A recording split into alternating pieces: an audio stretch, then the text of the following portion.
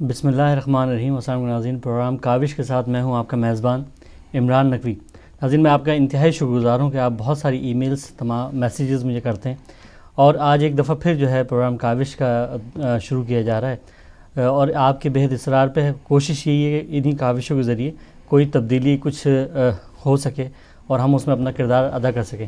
بنیادی طور پر کاوش جو ہے ظاہر ہے ہدایت کے لیے، ہدایت تک پہنچانے کے لیے کاوش ضروری، ہدایت کے لیے کاوش ہدایت چینل اسی حوالے سے مشہور ہے کہ اپنی کاوشوں کے ذریعے ہدایت پہنچائی جائے۔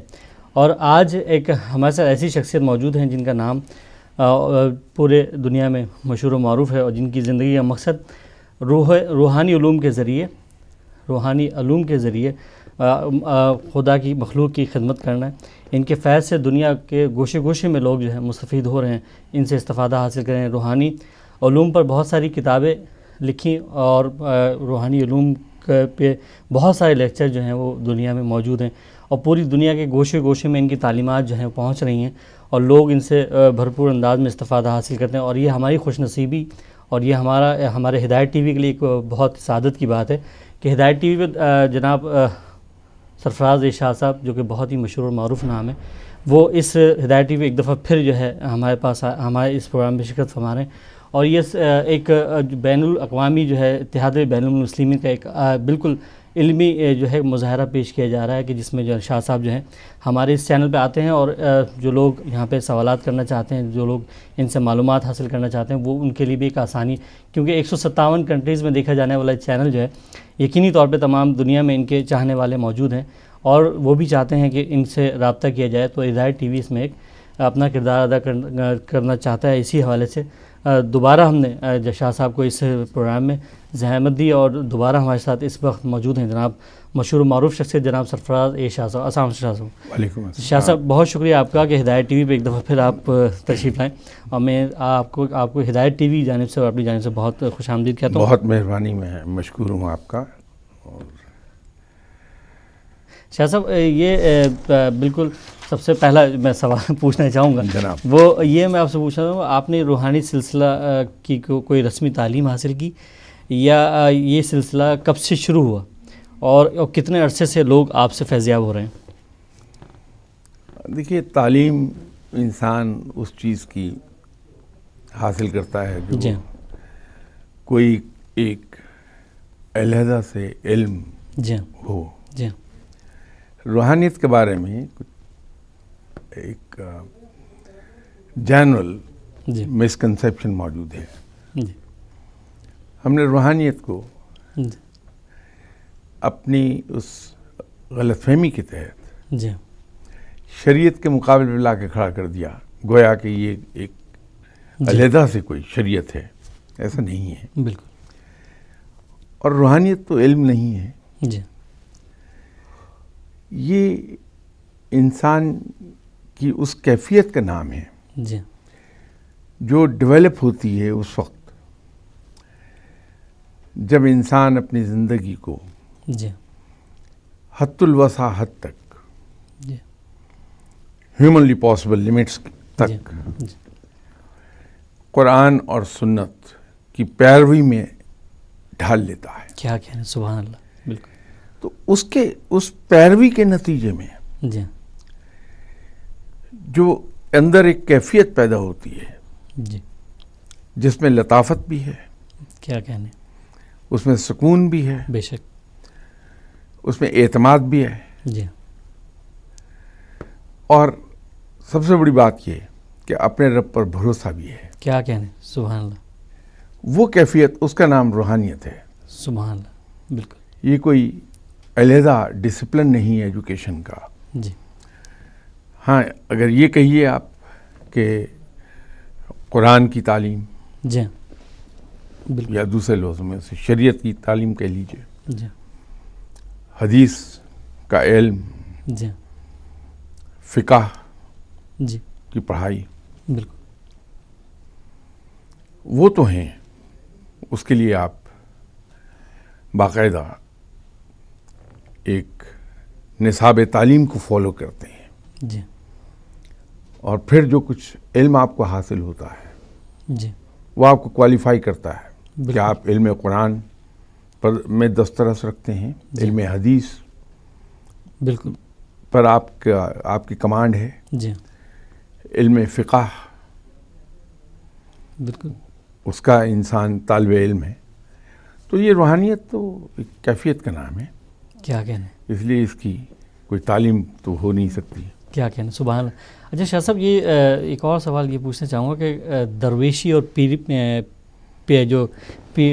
ہے، اس میں کیا، اس میں فرق کیا ہے؟ ایک درویش لوگ ہوتے ہیں، ایک پیر ہوتے ہیں، ان میں کیا فرق ہے؟ اصل میں نقوی صاحب یہ سب کا سب جی مسکنسیپشنز کا نتیجہ ہے. ایک دوسرا، کچھ ہمارے یہاں معاشرے میں اصطلاحات رائج ہو گئیں، مروج ہیں وہ. جی اب اگر آپ تصوف میں دیکھیں جی تو وہاں 3 ہی چیزیں نظر آتی ہیں آپ کو. ایک فقیر، بالکل، اس کو لوگ درویش بھی کہتے ہیں. جی دوسرا صوفی، جی اور تیسرا پیر. جی فقیر وہ ہے جو اس راہ پر چلتا ہے، اللہ کی بتائی ہوئی راہ جی پر قدم رکھتا ہے، جی اور اس راہ میں قدم رکھنے کے نتیجے میں جی اس کی ایک تربیت ہوتی ہے کہ رب کی راہ پر بالکل کس طرح چلا جائے گا. بالکل اس کے جو سخت ترین مرحلہ ہے جی وہ مجاہدہ، چلہ کشی، جی عبادات نہیں ہے. اس کا سب سے مشکل ترین مرحلہ انسان کے رویے دوسروں کی طرف، بالکل one's attitudes and behaviors towards others، اس کو تابع کرنا قرآن کے احکامات کے اور سنت کی پیروی میں، جی وہ سب سے مشکل ہے. جی اور اس مقام تک جانے کے لیے کہ فقیر جی اس پر عمل کر سکے، جی اس کے رویے اور اس کے بیہیویئرز بالکل وہ سنت کی پیروی میں ہو جائیں، سنت کے مطابق ہو جائیں. جی اس کو آسان ترین لفظوں میں اگر 2 لفظوں میں ختم کرنا چاہیں بات کو، وہ یہ ہے کہ سب سے مشکل ترین مرحلہ انسان کو اس مقام تک پہنچنے کا ہے کیا کہنے، جہاں وہ گیونگ ہوتا ہے اور فارگیونگ ہو جاتا ہے. سبحان اللہ. وہ دونوں چیزیں اس میں پیدا ہوتی ہیں، گیونگ اینڈ فارگیونگ. جی شاہ صاحب، نفس کو مارنا مطلب اس میں شامل کیا جا سکتا ہے کہ آپ اپنے نفس کو مار لیں؟ جی میں عرض کر دیتا ہوں، جی وہ سب سے مشکل ترین مرحلہ ہے. جی اس کے لیے انسان کی انا، جی انسان کا نفس، جی بالکل وہ کسی طرح ادھر کو جاتے نہیں ہیں. اب اس کو ٹیم کرنے کے لیے جی انسانی نفس کو اور انسانی خواہشات کو جی ٹیم کرنے کے لیے فقیر کے اوپر ایکسٹرا عبادات، کیا مجاہدے، چلہ کشی، جی تزکیہ، جی ان سب کو لاد دیا جاتا ہے فقیر کے اوپر. جی تو فقیر جو فرض عبادات ہیں ان کا بوجھ بھی اٹھائے ہوئے ہوتا ہے، جی ایڈیشنلی اس کے اوپر اور بوجھ آ جاتے ہیں. وہ ٹریننگ ہے، وہ ٹریننگ کا کریش پروگرام کہہ لیجیے آپ. جی کیا کہنے. پھر کہیں جا کے جی اس کے رویے قرآن اور حدیث کی تعلیمات کے مطابق ہونے لگتے کیا ہیں. کہنے، سبحان اللہ. تو جب وہ اس مقام پہ چلا جاتا ہے جی تو وہ فقیر سے صوفی ہو گیا. کیا کہنے، کیا کہنے. تو اس پر سے یہ جو ایڈیشنل وزن ہے تربیت کا، جی مجاہدوں کی صورت میں، چلوں کی صورت میں، ذکر اذکار کی صورت میں، وہ اس پر سے ریموو کر دیا جاتا ہے. پھر وہ شریعت کے مطابق جو کچھ عبادات انسان پر فرض ہیں جی وہ ان کو سر انجام دیتا ہے، اپنے وہ فرائض ادا کرتا ہے. اور جب وہ صوفی ہو گیا جی اور اس کا سفر جاری رہا فقر کی طرف.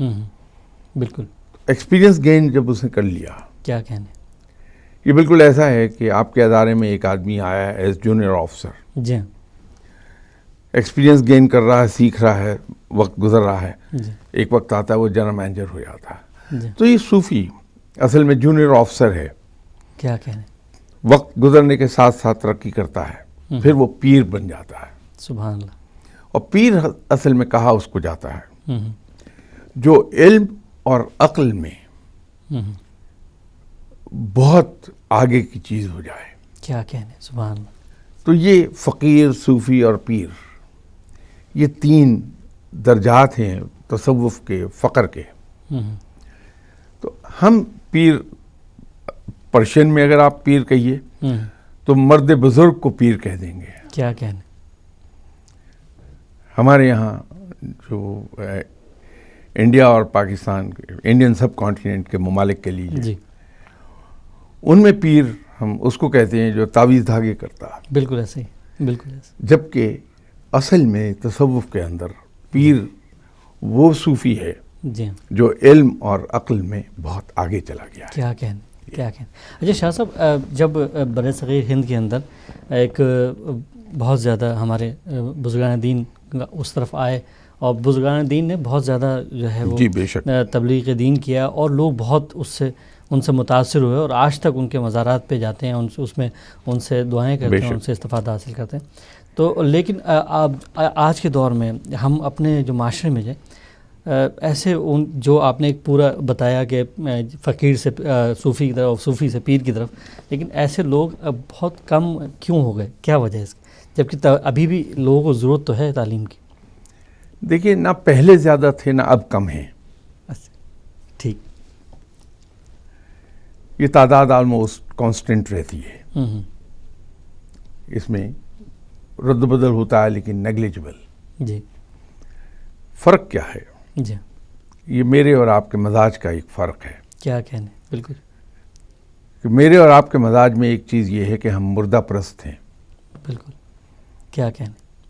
ہم انسان کی زندگی میں اس کی قدر نہیں کرتے, اس کے مر جانے کے بعد اس کی قبر کو پوجتے ہیں ہم لوگ. بالکل. یہ فرق ہے. تصوف میں ایک انتہائی بلند نام اور انتہائی نامور شخصیت جی دہلی میں آرام فرما رہے ہیں, جناب حضرت نظام الدین اولیاء. بالکل. محبوب الہی کا ان کو جی خطاب ملا ہوا ہے. بے شک. ان کی مخالفت بے پناہ تھی اور ان کے خلاف سازشیں ہوتی رہتی تھی, حتیٰ کہ بادشاہ کے کان بھر بھر کے اس کو اس حد تک لے آئے کہ بادشاہ نے حکم جاری کر دیا ان کی موت کا, اور طے یہ پایا کہ دربار میں بلایا جائے گا حضرت نظام الدین اولیاء کو, اور وہاں ان سے کچھ ایسے سوال جواب کیے جائیں تو جس کے جواب ان کی طرف سے آئیں گے وہ تصوف کا رنگ لیے ہوئے ہوں گے. بالکل. اس کو آڑ بنا کے ان کا سر تن سے جدا کر دیا جائے. تو ان کے حضرت نظام الدین اولیاء کے ویل وشرز نے بتایا کہ حضور سازش ہے آپ کے خلاف, کل جب آپ دربار میں جائیں گے بالکل تو بہانہ بنا کے آپ کا سر قلم کر دیا جائے گا.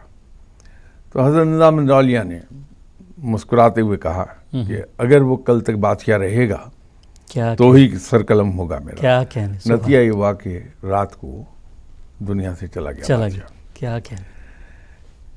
یہ تو قصہ ایک سنایا آپ. بالکل. کہنے کا مقصد یہ تھا کہ اس وقت بھی مخالفتیں ان کی فقیروں کی اسی طرح تھیں. یہ مشہور ہوئے سب کے سب, دنیا سے چلے جانے کے بعد بہت بڑا مقام حاصل ہوا, مشہور اپنی زندگی میں ہو گئے, لیکن یہ مقام جو آج جس طرح مشہور ہیں پوری دنیا میں وہ ان کے چلے جانے کے بعد ہوا. یہ ہماری مزاج کا ایک کیا کہنا خامی ہے. بالکل. شاہ صاحب ابھی ہم ایک بریک پہ جا رہے ہیں, بریک کے بعد اور یہیں سے ہم اس سلسلے کو, اس گفتگو کو بالکل جوڑیں گے. اور میں یہاں اپنے ناظرین کو بتانا ہی چاہوں گا کہ ہمارے اس حصے کے بعد جو ہے ان کی لائیو کالز اس پروگرام میں شامل کی جائے گی, اور جو جہاں اس پروگرام کو اس وقت لائیو دیکھ رہا ہے وہ اس پروگرام میں شریک ہو سکتا ہے اور شاہ صاحب سے سوالات بالکل کر سکتا ہے. اور ہم جاتے ہیں چھوٹے سے بریک کی طرف، بریک کے بعد پھر آپ کی خدمت میں حاضر ہوتے ہیں۔